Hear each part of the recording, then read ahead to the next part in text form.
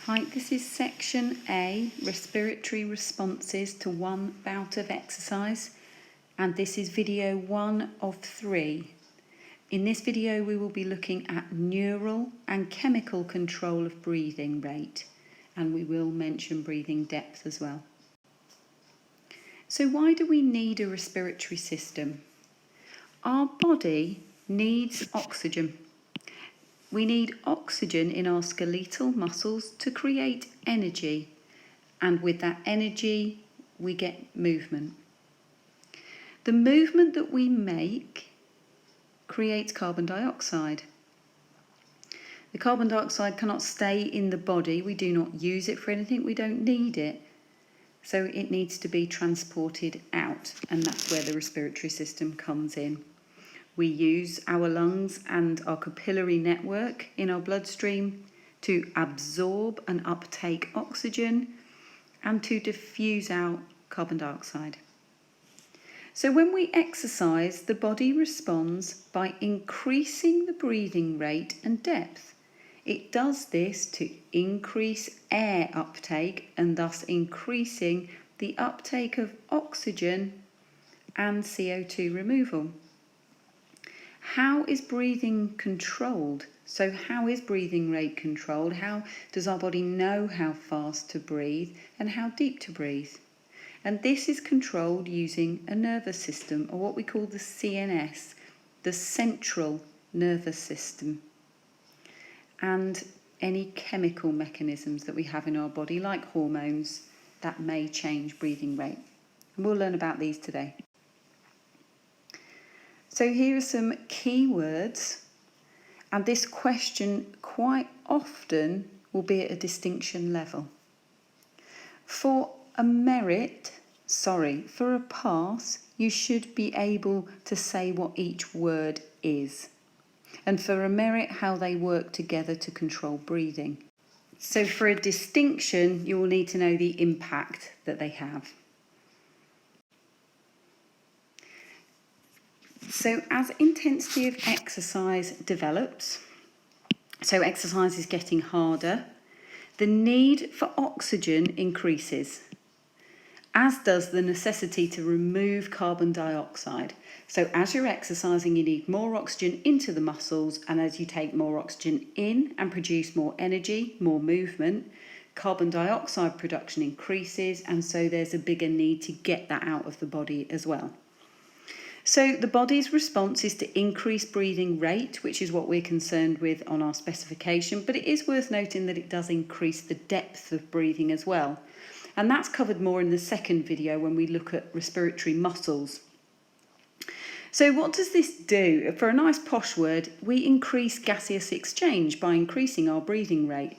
What that means is we exchange the intake of oxygen, which increases, and the removal of carbon dioxide. So we're exchanging gases. So there's an effect or an impact that carbon dioxide has when it gets in the blood. So we know it increases now we're exercising in the blood, but what impact does that have? It reduces the pH of the blood. To reduce a pH of blood, it would mean to increase acidity. So it makes blood more acidic. Now, in the arteries, so they were the really big, fat, muscly, well, they're not fat, but they're big, and they're muscly, where diffusion doesn't occur in the body. So the aorta is an example of one that comes out the top of the heart. It's really big and beefy. So there are receptors. So it's a group of specialist cells sat within those arteries. And what they do is they detect when there is a change in the chemical of the blood. In this case, it is looking at CO2 concentration, or pH of the blood. And it's looking at pH of the blood. And of course, we know now carbon dioxide reduces the pH of the blood and increases acidity. So chemoreceptors are used for chemical control. And we need to know about the chemical control of breathing and the neural control of breathing. So when we're talking about the chemoreceptors, we're talking about the chemical control. So receptors have nerves attached to them, and they are attached to the central nervous system, which we mentioned before. Now, the central nervous system is made up of the brain and the spinal cord. So what happens here is they're able to relay messages about the chemical content. So they're saying, oh, hang on a minute, the blood is turning quite acidic, the pH is reducing. And this then sends a message up to the brain. Okay, and then the brain and the central nervous system, the spinal cord, passes these impulses, these electrical impulses, these messages to the respiratory muscles and tells them to contract more frequently and thus increasing the breathing rate. So that's it. That's how it happens in a nutshell, but we need to know it in a lot more detail than that. So all the messages about the respiratory system are directed to a part of the brain called the medulla oblongata, or medulla oblongata, as I think some people say. So the medulla is not only responsible for the breathing, but actually it's responsible for heart rate as well, which, if you think about it, makes a lot of sense. If you start to exercise and your chemoreceptors are picking up that you're exercising because they're detecting an increase in acidity, and then it sends a message to the brain and says, oh, you need to increase your breathing rate. What's the point of increasing your breathing rate if you don't increase your heart rate? Because we'll be breathing more and we'll be getting the oxygen availability would be higher because we're changing the air in our lungs more often. But if the blood is not being pumped around the body any faster, how can we pick the oxygen up any quicker? How can we drop the carbon dioxide off quicker? How can we drop the oxygen at the muscles or pick up the carbon dioxide at the muscles quicker? So it wouldn't work. So it makes sense that both of these areas are in the same part of the brain, in the medulla oblongata, in the MO. Inside that medulla oblongata, there's a little centre. I like to think of this as a big office, and the medulla oblongata is our sixth form centre, and you walk through the door. And you're on one floor of it, and that's the respiratory centre. And upstairs is the cardiac centre, everything to do with the heart. So we're ignoring that. We're not going up the stairs. We go straight in, and we go into reception. And the reception area we would call the respiratory control centre. So it's overall in charge of it. Anything to do with breathing. Now, the messages that we're getting from the chemoreceptors regarding our exercise and breathing rate are passed through here. So our receptionist in the respiratory control centre deals with all of this. And they pass it to the right department, essentially. So if we need to inspire, we need to breathe in, someone picks up the phone and says, you've got a visitor. That visitor is our detection of acidity, of carbon dioxide, of hydrogen. And it says, we need to breathe in. We need to breathe in. We need to breathe in. And those messages will come quicker as breathing rate increases. So as the MO sends a message via the respiratory control centre, via the inspiratory control centre, we will breathe in. Now, at rest, there are no messages to the expiratory control centre.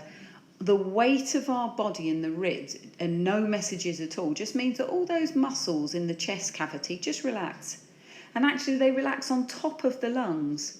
And that weight will just nicely push the air out. So it's not forced breathing. You can barely hear people breathing out. It's just quite relaxed and quite nice. However, if you're exercising, then you do need to expire pretty quickly. And this is where your expiratory centre comes in, and that sends a message to the muscles around the outside to push in and down the ribs, and the air comes out quicker. And obviously if we're pushing the air out quicker, we can then breathe in for a second time quicker, hence breathing rate increases. The message from the medulla oblongata via the respiratory control centre and either the inspiratory control centre or the expiratory control centre then passes through or down to the intercostals and the diaphragm via the phrenic nerve, and that's another key words. What you should be able to do now is tell me what the jobs of these are, and you should certainly be able to say them. You should be able to maybe link them in an order and talk about them. And if you can talk about them and you can teach somebody else, then you know it. So try going down and boring the socks off a younger brother or sister or one of your parents or guardians to just see if you can teach them and get them to tell you back what they've learned, and see if you can see where their mistakes are, and that will really help you to learn this section. So let's talk about breathing rate during a game or during an activity, because this is a really popular question. They like this. So on commencement of exercise, that means when exercise starts, there is a sharp rising breathing rate. So all of a sudden your breathing rate that was here just suddenly goes up.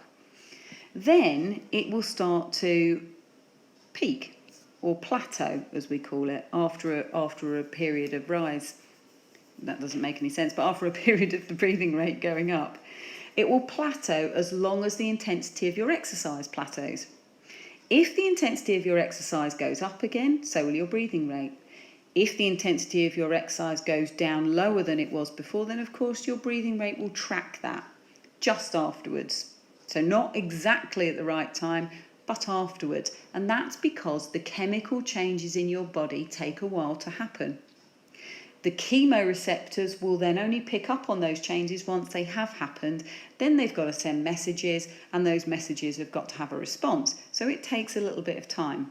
Hence the reason when you run up that hill in cross country that we do on the back straight, that you manage to get up the hill, and you might even start the top part of the hill going flat again, and then you feel absolutely shattered.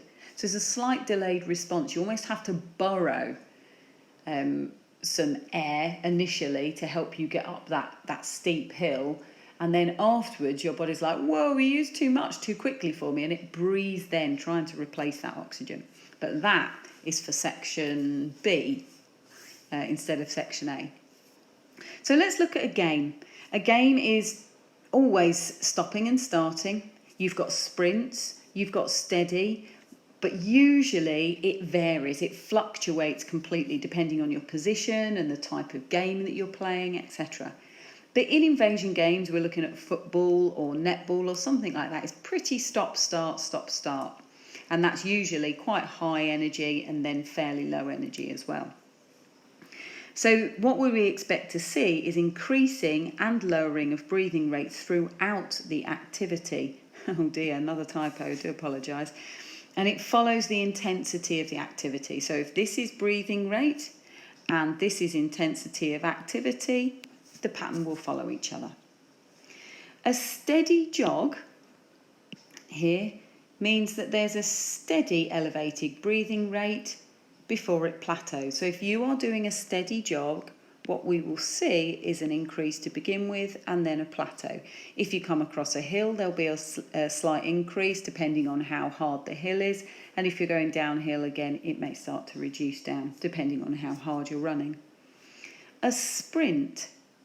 This is like the cross-country hill example I gave you. There's an increase at the end of the race. Why on earth would that happen?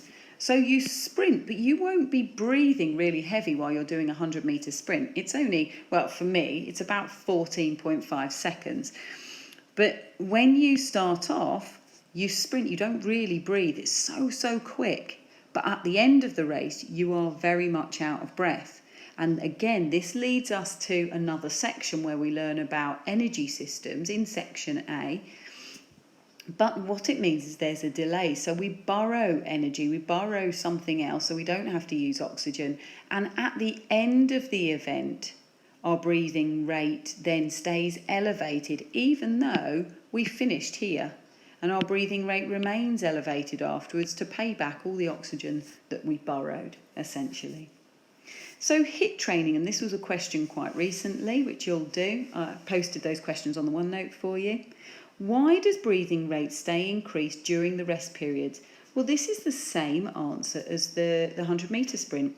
You might work for 30 seconds really hard, and then you stop. You've stopped exercising, so why has your breathing not come down? Because it's a delayed response. Because you are borrowing oxygen initially, but most importantly, the chemoreceptors will not see a change in the chemicals straight away, because the systems have to work first, and then when it picks up, that information, then it will slow down. The body, after you've done lots of exercise and it's borrowed oxygen, needs to repay that oxygen. So your breathing rate and heart rate will stay elevated for a period longer than the exercise to replace that oxygen. So oxygen during exercise is absorbed into the bloodstream at the lungs. It's carried down to the working muscles through the blood network, the vessel network, and don't forget veins, arteries, arterioles, venules, no gaseous exchange. They're too thick. Capillaries is the only place where gaseous exchange occurs because the cells are one cell thick. And they are, as far as we're concerned with sport, at the lungs and around these working muscles. The oxygen is used to create energy. That energy is used for muscle contraction. That muscle contraction allows our body to move. The movement means that carbon dioxide is produced and it needs to be absorbed back into the bloodstream because we cannot use it. Increased amounts of carbon dioxide in the bloodstream means that oxygen is more readily taken into the muscle cell, and you'll learn how that works in video 3 of 3. Hope that all makes sense.